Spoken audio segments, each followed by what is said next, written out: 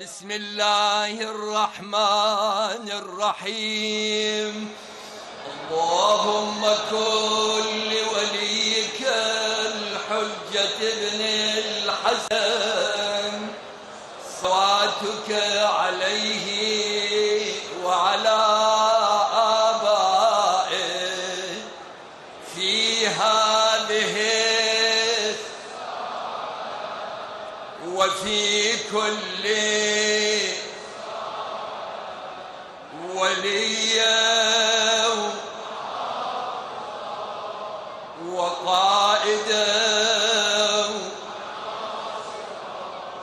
ودليلا